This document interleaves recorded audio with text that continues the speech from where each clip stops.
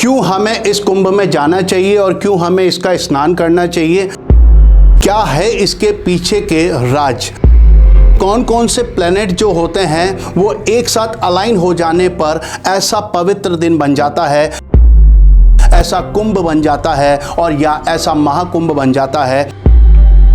इसके पीछे क्या है कहानी, पौराणिक कहानियां इसके साथ में जुड़ी हुई है, ग्रंथों में इसके बारे में कुछ लिखा गया है। वो कौन से 4 हमारे तीर्थ स्थल हैं जो कि कुंभ और महाकुंभ बनाते हैं। आपके कर्म को आपको कैसे सही करना है, आपकी बुद्धि को कैसे आपको बढ़ाना है, और अगर आप डरते हैं या आपके अंदर नेगेटिव थॉट रहती हैं तो ऐसा क्या करें या ऐसा क्या करें कुंभ में जाकर के कि वो आपकी सही हो जाए या आपके बुद्धि आपका साथ देना स्टार्ट कर दे, आपके नेगेटिव थॉट धीरे धीरे रिमूव होने लगे। ये सब कुछ मैं बताने जा रहा हूँ इस वीडियो के अंदर।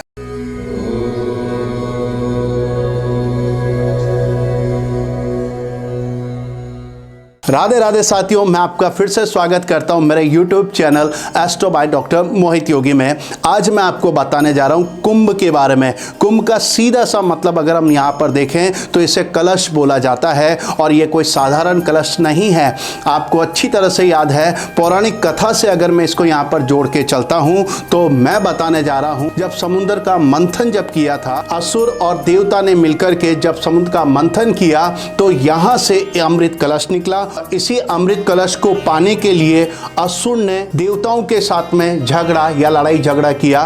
तो इसको बचाने के लिए 4 प्लैनेट सबसे ज्यादा इंपॉर्टेंट है जिन्होंने इस अमृत कलश की रक्षा की, जिसमें चंद्र आते हैं, सूर्य आते हैं, शनि आते हैं और हमारे बृहस्पति आते हैं। ये 4 प्लैनेट इस दिन एक साथ अलाइनमेंट होकर के अमृत कलश की रक्षा करते हैं। फिर भी आपने देखा हुआ है इस अमृत की कुछ बूंदें हमारे इस धरती पर गिरी और यहीं पर तीर्थ स्थल बन गए और यहीं पर हम देखते हैं कुंभ और महाकुंभ को। और वो 4 स्थल कौन से हैं? वो है हमारा हरिद्वार और वो है हमारा नासिक और वो है हमारा प्रयागराज और है उज्जैन। अभी आपको याद है 2025 के अंदर जो हमारा महाकुंभ चल रहा है वो कहाँ चल रहा है? प्रयागराज के अंदर चल रहा है, जहाँ पर तीन नदियों का संगम बोला जाता है, यमुना, गंगा और सरस्वती।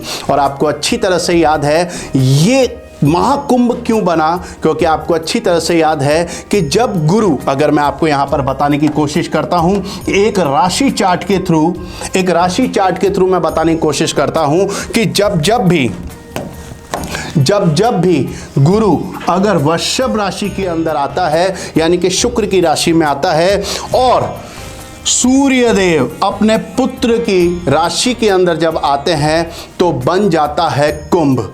साथ के साथ बताने जा रहा हूं गुरु, जिसे हम बृहस्पति प्लैनेट बोलते हैं, ये एक राशि के अंदर 12 महीने तक रहते हैं और ये वापस से 1 से घूम करके जब ये वापस अपने 12वें नंबर की राशि पर आ जाते हैं तो बन जाता है कुंभ। यानी कि 12 साल का एक कुंभ बनता है और इसी कुंभ के 12 कुंभ जब बनते हैं तो बन जाता है हमारा महाकुंभ।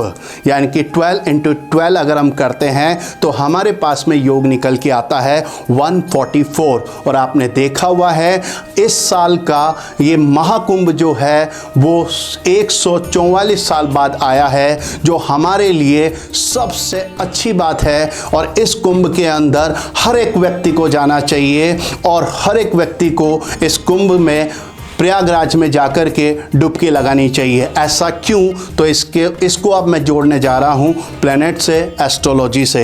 आपको अच्छी तरह से याद है पर अलाइनमेंट हो जाता है 4 प्लैनेट का, गुरु का, सूर्य का, चंद्र का और शनि का।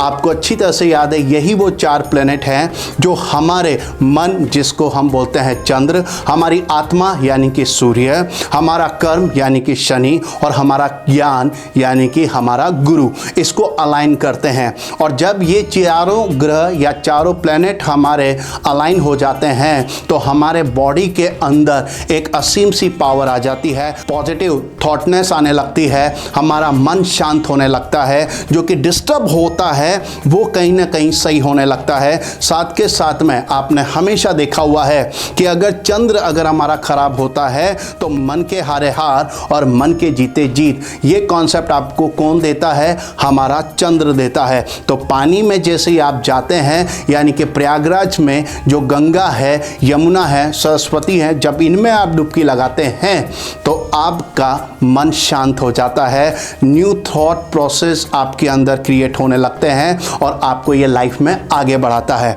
उसी तरह से गुरु भी यहाँ अलाइनमेंट होता है और गुरु आपको ज्ञान देता है, आपको अच्छे और बुरे के बारे में ज्ञान देता है। साथ के साथ शनि भी यहाँ पर अलाइन होने से आपको सही मायने में आपको कर्म के लिए ये क्या करता है? अग्रसित करता है, यानी कि आप अपने काम को सही तरीके से करने लग जाते हैं, नियतिपूर्ण आप इसे करने लगते हैं।